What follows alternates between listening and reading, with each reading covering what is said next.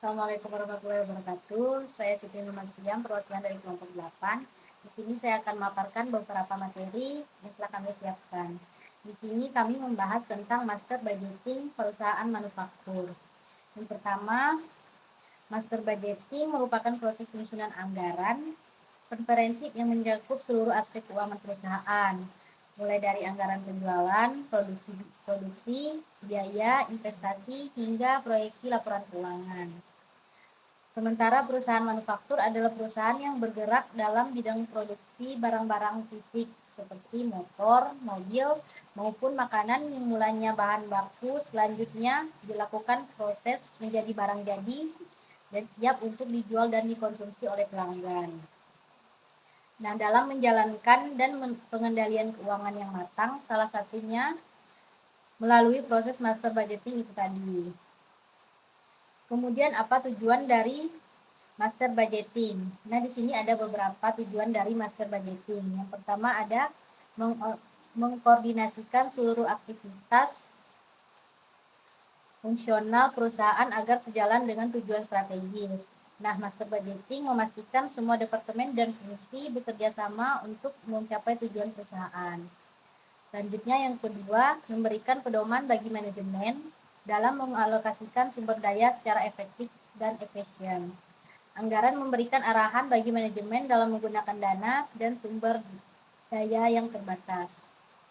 Kemudian yang ketiga, mengantisipasi dan mengendalikan potensi masalah keuangan yang mungkin timbul. Nah, master budgeting ini membantu mengidentifikasi dan mengatasi masalah keuangan sebelum terjadi. Selanjutnya yang keempat, menyediakan informasi keuangan yang akurat sebagai dasar pengambilan keputusan.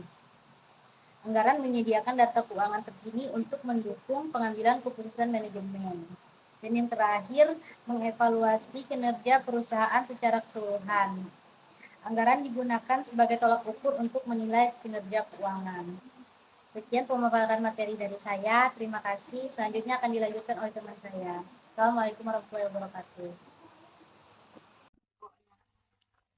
Assalamualaikum warahmatullahi wabarakatuh.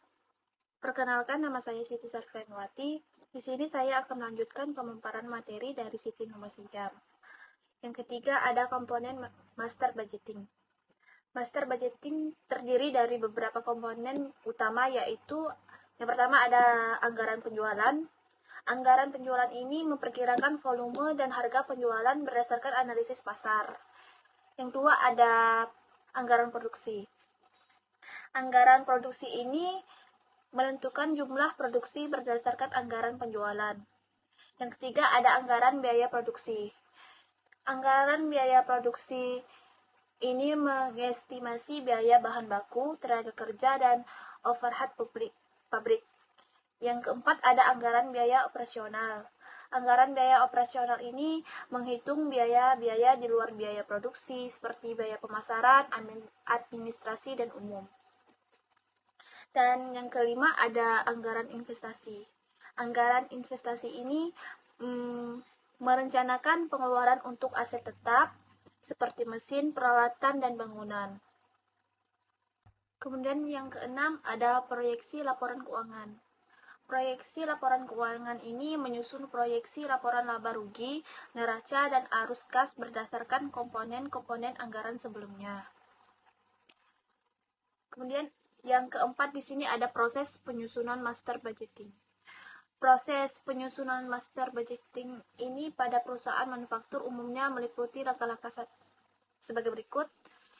Yang pertama ada perencanaan dan koordinasi. Perencanaan dan koordinasi ini membentuk tim penyusunan anggaran yang terdiri dari perwakilan dari berbagai departemen. Yang kedua ada penyusunan anggaran operasional.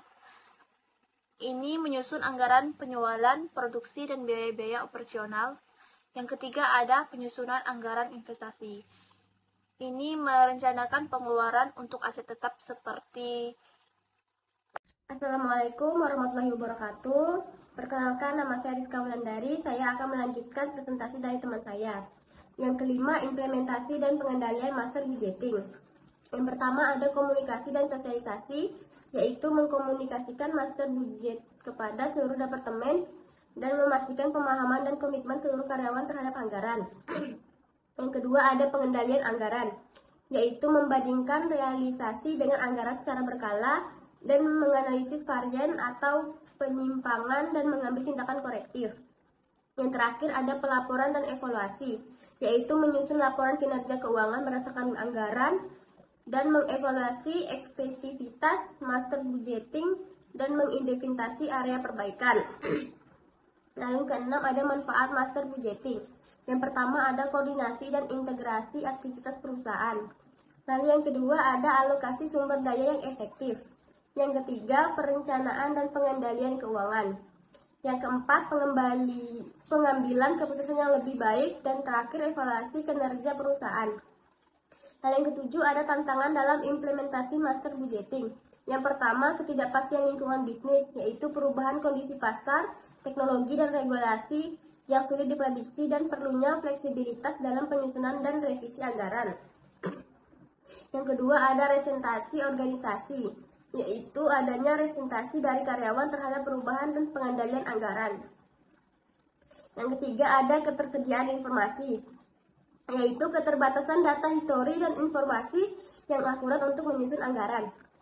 Sekian dari saya. Assalamualaikum warahmatullahi wabarakatuh.